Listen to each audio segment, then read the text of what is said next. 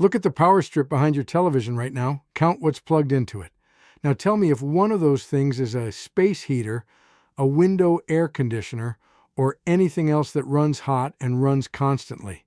Because if it is, you are doing the single most common thing I watched start house fires across 38 years of residential electrical work. Not a wiring defect, not a faulty breaker, a habit. One that looks responsible, feels responsible, and has been quietly degrading the inside of your cord for months or years while the breaker sat there perfectly undisturbed. The homes I saw burn weren't neglected. They were tidy. The people in them were being careful. And I want you to hold one fact in your mind while we work through this. The house I'm going to describe had no electrical problems. The breaker box was clean. The wiring was up to code. And it still burned. I'll tell you why before this is over. The fix costs nothing and takes about 45 seconds. My name is Wally Sparks. I'm a retired electrician.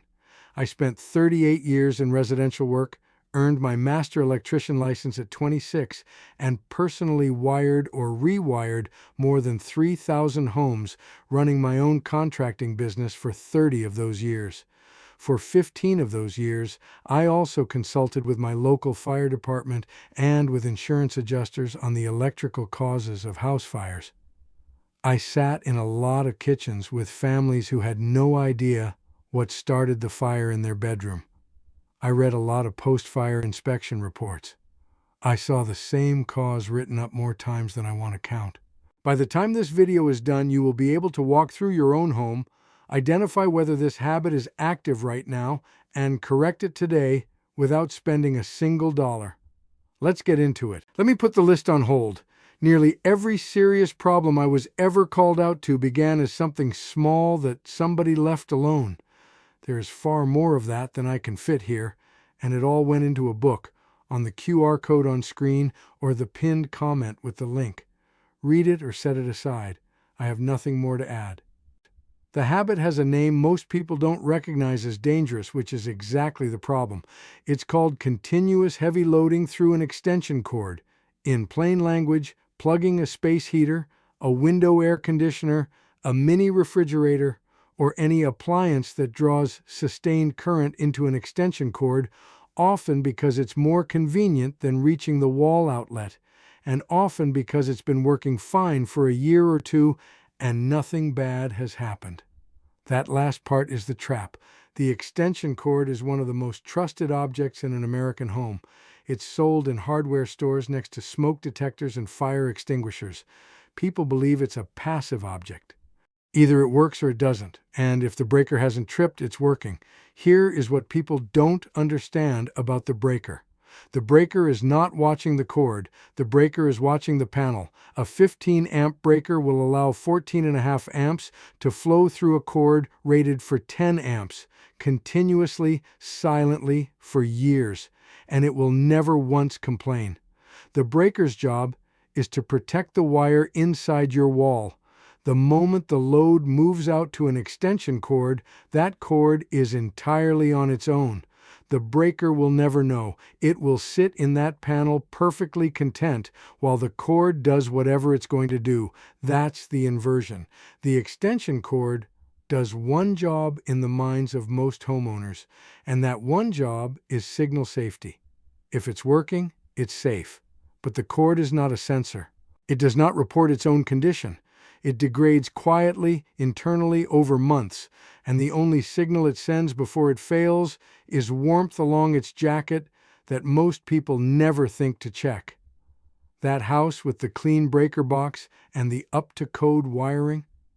The cord under the baseboard had been running a space heater for 2 winters. Nothing ever tripped. Nobody ever touched the cord to feel its temperature. The fire started at 2 in the morning. Every cord has a gauge, a wire diameter expressed as an AWG number, and that gauge is rated to carry current only up to a specific ceiling.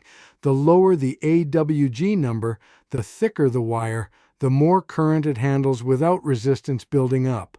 When current meets resistance inside a conductor, the energy that was supposed to reach your appliance converts instead to heat.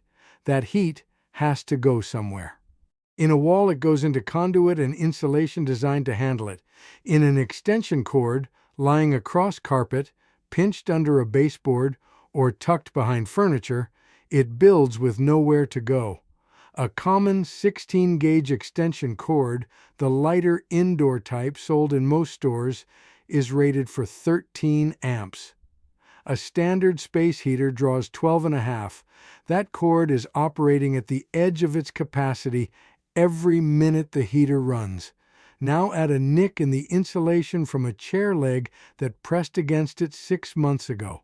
Add the section that runs under the bedroom door where it gets pinched twice a day. The effective resistance at those points climbs. The conductor starts converting more current to heat. The insulation around it dries and becomes brittle.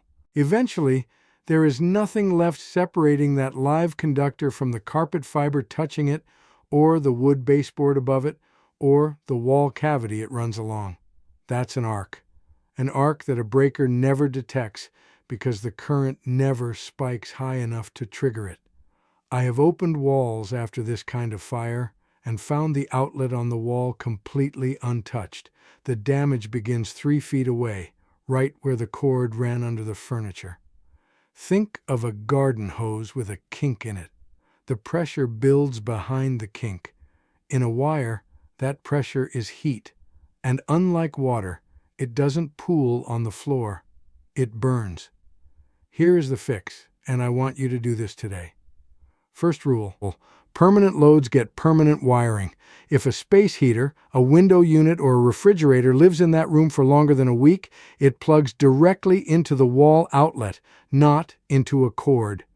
Extension cords are for temporary use only. A lamp moved for cleaning, a tool out for an afternoon. That is the intended application. Second, go pick up every extension cord in your home that is carrying a continuous load right now. Run it through your hand while the device is on. If the cord is warm anywhere along its length, the cord is failing. Unplug the device, retire the cord, and get the load to a wall outlet or replace the cord with one rated for the actual draw. The gauge is stamped right on the jacket. A 12-gauge cord handles 20 amps and is the correct choice for anything that runs hot and runs long. 14-gauge handles 15. 16 gauges for lamps and phone chargers. This information is printed on every cord you own. Read it. Third, never run a cord under a rug, through a doorway pinch, or behind furniture it can't breathe around. This isn't just code. It's physics. Heat needs a path out. Now, you might wonder why you haven't heard this specific breakdown before. There's no complicated answer. Nobody profits from telling you to unplug the heater from the cord and plug it directly into the wall. That fix is free and takes 30 seconds. The surge protector industry and the smart strip industry make their margin by selling the idea that the right product makes the habit safe. Some of those products are genuinely useful for what they do. Not one of them corrects an undersized cord running a heavy load. The free fix doesn't have a shelf at the hardware store. That's the whole reason it stays quiet. I'll be straight with you on the limits. Most extension cord use is completely fine. A lamp, a phone charger, something used for an hour. The danger is specific. Heavy, sustained loads, undersized wire, pinched or heat-trapped runs, and the confidence that comes from a breaker that has never once tripped. 2 things worth knowing about.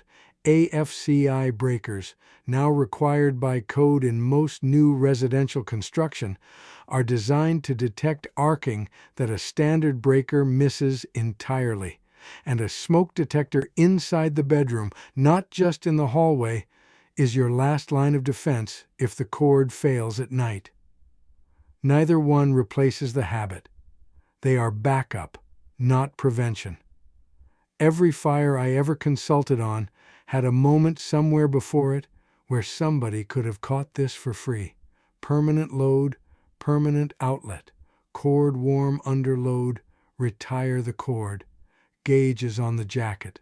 Nothing under the rug. That is the whole list.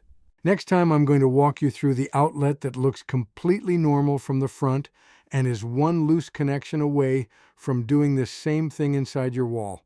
You've probably got one. Let's go find it.